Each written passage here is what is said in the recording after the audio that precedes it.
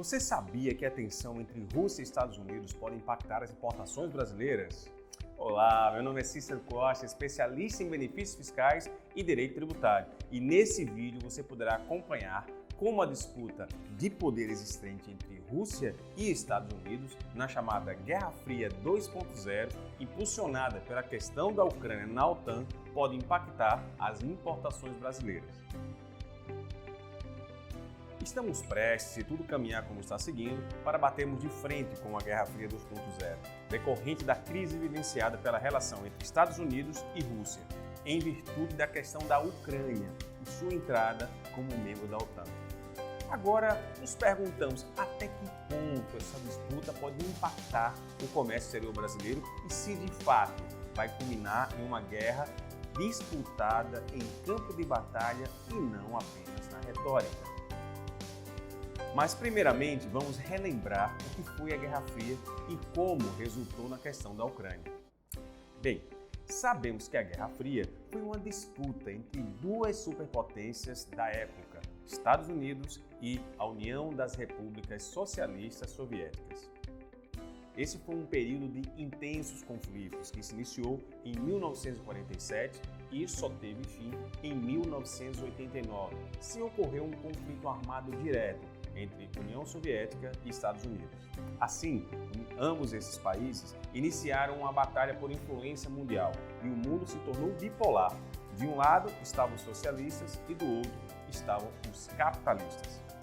Assim, ambos buscavam aumentar a sua área de influência e seu poder tanto por meios materiais, através da economia e do poder bélico, quando estavam em jogo suas distintas ideologias. Outro meio em que essa disputa ocorreu, de modo muito claro, foi no espaço, a famosa e conhecida corrida espacial. Agora, para a gente poder entender melhor como esse conflito aconteceu e quais os reflexos na atualidade, devemos saber qual era a composição da União Soviética. Basicamente, era formada por Rússia, Letônia, Estônia, Geórgia e vários outros países, bem como a Ucrânia e o Uzbequistão.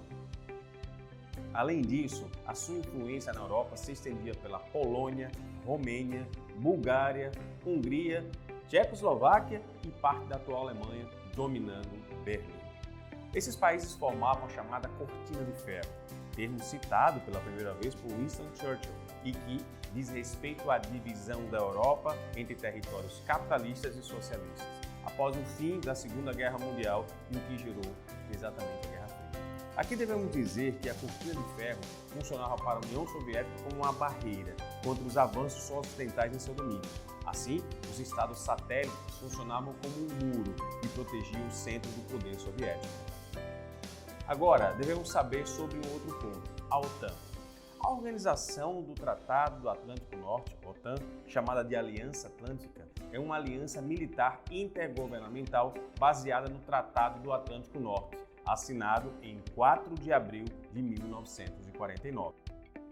Assim, a organização forma um sistema de defesa coletiva, através dos quais os membros concordam com a defesa mútua em resposta a um ataque por qualquer entidade externa à organização. A OTAN é formada por 30 países membros, situados na América do Norte e na Europa. Conta ainda com um adicional de 31 países que participam da parceria para a paz da OTAN e outros 15 países envolvidos em programas de diálogo institucionalizado.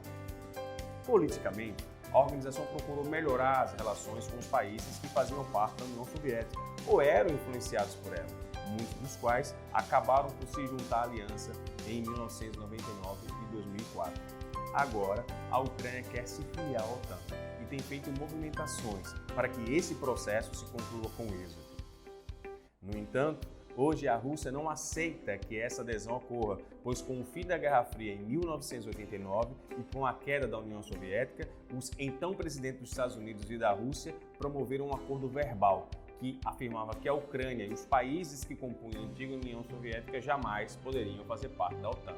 Segundo a Rússia, o avanço da OTAN para mais próximo dos países que faziam parte da União Soviética é uma forma que afronta a sua soberania e põe em risco a sua segurança nacional e se vê ameaçada pelo avanço ocidental.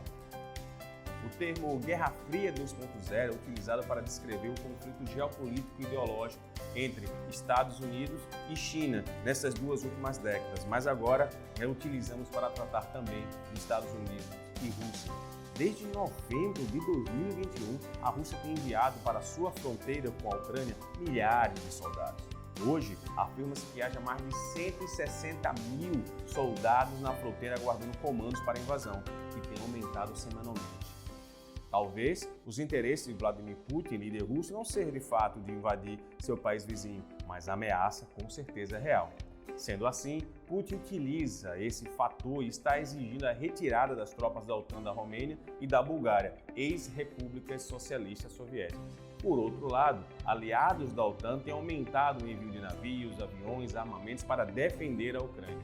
Além disso, analistas de relações internacionais repetem em som quase que uníssono que caso a Rússia promova a invasão da Ucrânia e isso se torne um conflito crescente bem no coração da Europa, a China poderá invadir Taiwan, agravando a crise dos chips. Em vista disso, temos observado também um estreitamento de relação entre China e Estados Unidos por interesses comuns. E quais outros efeitos poderiam ser sentidos? Bom, nossa parceria com a Ucrânia é pouco expressiva, representando apenas 0,08% nas exportações e 0,1% nas importações, mas ainda ponto de alerta.